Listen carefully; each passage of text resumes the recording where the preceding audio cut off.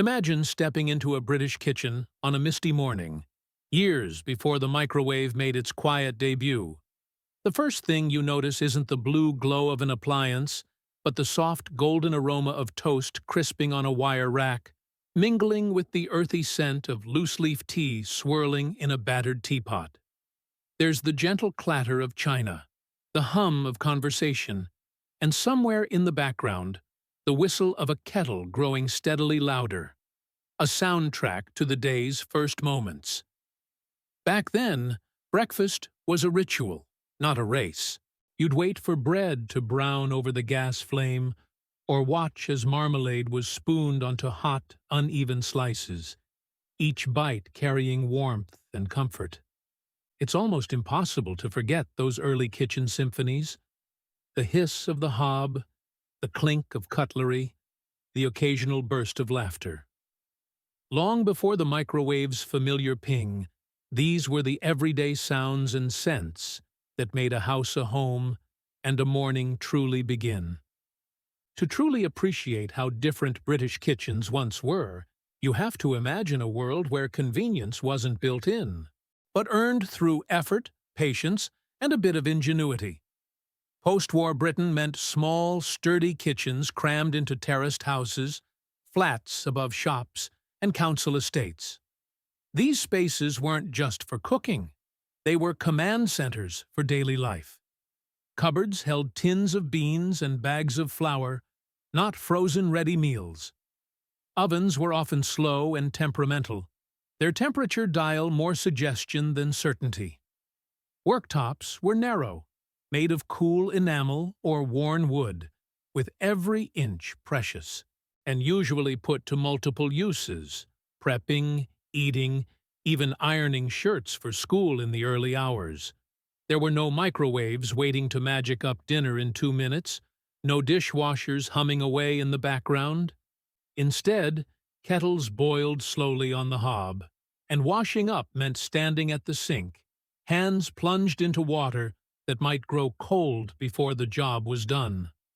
Most families owned a handful of battered pots, a chipped teapot, and perhaps a pressure cooker that seemed to rattle with menace on Sundays. Cooking fell mostly to mums, though plenty of dads donned aprons for the Sunday roast or a Saturday fry-up. Recipes were shared, not streamed.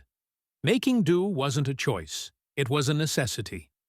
Most of what we take for granted in today's kitchens, frozen food, instant snacks, digital timers, simply didn't exist. In those kitchens, every meal was a small act of invention. Back then, kitchen life ran to its own patient rhythm, a quiet choreography of boiling, baking, and waiting that defined every mealtime. Picture the start of a chilly day. The kettle, heavy and squat, is filled from the tap and set upon the gas hob. There's no instant gratification. You listen as the water gradually builds to a rolling boil, filling the air with anticipation and a comforting hiss. Tea, once brewed, is poured into mismatched mugs, each with its own story to tell. Ovens, too, were not to be rushed. If you wanted a pie or a batch of scones, you had to quadrupoint. You'd plan ahead. Preheating meant allowing half an hour or more for the oven to reach its temperamental best. You learned to read its quirks. A knob slightly off, a spot at the back that always browned things first. Meals were a promise, not a certainty. You'd check, prod, and test, using eyes and nose as much as timers or recipes. Eggs were a ritual of their own. Soft-boiled for breakfast, they'd be lowered into simmering water as the big kitchen clock ticked audibly on the wall. Timing wasn't exact, but it was part of the magic. Sometimes runny, sometimes firm, always eaten with fingers of white bread and a shake of salt. Toast, of course, was made not with a push of a button, but by balancing slices over a wire rack perched above the hob, turning them with tongs to avoid burning. It was a skill learned early. One eye on the bread, one on the family dog hoping for crumbs. In those days, Patience was as much a kitchen ingredient as flour or sugar. Every meal, every cup of tea, was a small lesson in the art of waiting. Open a kitchen drawer in the 1960s, and you'd discover a world of curious gadgets and well-worn tools, each with its own story. The whistling kettle was a staple, its sharp song cutting through morning chatter to announce the first cuppa. Pressure cookers, big and slightly intimidating, hissed and rattled on Sunday afternoons, speeding up stews and joints for families eager for their roast.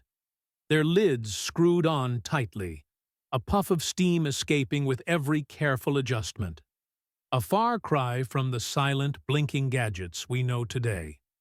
The enamel teapot held pride of place, often chipped at the spout, the inside stained with 100 brews. You'd find a hand mixer with a stiff turning handle, used for everything from whipping cream to beating eggs for a Victoria sponge. Chip pans were another fixture, heavy with bubbling oil, transforming potatoes into proper chips. Nothing frozen or fast about it. Even the toaster was a mechanical affair. Some had crumb trays you'd slide out and bang against the bin, while others perched precariously above a gas ring, demanding close attention to avoid blackened bread. Potato mashers, jelly molds, wooden spoons worn smooth, and ice trays you'd twist and crack, all of them relics of an era where the kitchen was a workshop. Today, you might wonder how many of these treasures your grandkids would even recognize. These tools weren't just useful, they were companions, marking the rhythm of daily life long before the world surrendered to the button and the beep. Sunday mornings carried a special kind of promise. The comforting aroma of meat roasting slowly in the oven, mingling with the sweetness of carrots and parsnips, filling the whole house long before lunch. The Sunday roast wasn't just a meal, it was an event, drawing everyone to the kitchen with questions of, "Is it nearly ready?" and the steady clatter of pans. Potatoes, hand-peeled and carefully turned, sizzled in hot fat. Gravy bubbled on the stove, thickened with flour, and a bit of patience. It all took hours, but the reward was more than just a plateful of food. It was the feeling of being together, the anticipation making every bite feel earned. Baking days with Mum or Gran were a ritual too.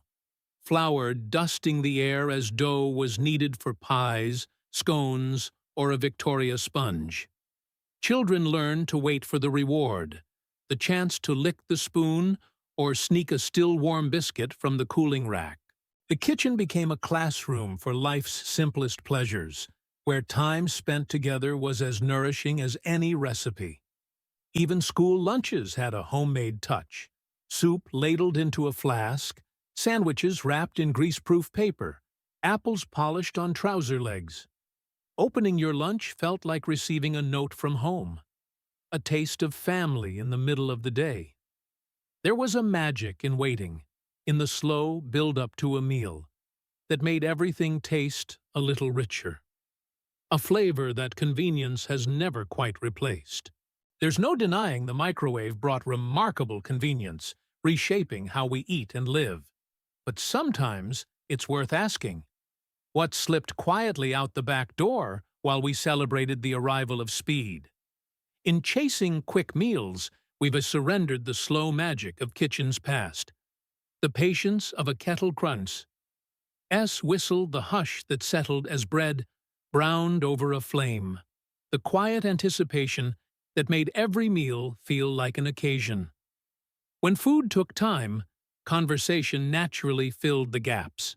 There was space to swap stories, share news, or simply exist together. Hands busy, but minds unhurried. Children learned family recipes at their mother's elbow, or swapped secrets over the sound of spoons tapping in mixing bowls. Even washing up was an excuse for talk, a gentle rhythm of plates, water, and laughter that marked the end of every meal. We've gained speed, but lost some of the gentle intimacy that came with waiting and working together. The kitchen has become a passageway rather than a destination, the secret biscuits tin rarely refilled or rediscovered. Yet, those memories remain, baked into the walls, echoed in the clink of a favorite mug. Perhaps, by looking back, we can reclaim a little of what's been lost and cherish it all the more. Today, kitchens are filled with the gentle hum of microwaves and the blink of digital clocks, a far cry from the clatter and warmth that once defined family meal times. Meals now arrive in minutes, but something quieter, deeper, has faded. The shared anticipation, the stories told while stirring a pot, the sense that the kitchen was the true heart of the home. Perhaps, in our rush for convenience, we've left behind the simple pleasures of waiting, sharing, and savoring together. So, as we remember the scent of toast and the patience it required, let's not lose sight of those rituals that made our kitchens special. What's your fondest kitchen memory before microwaves took over? Let us know below.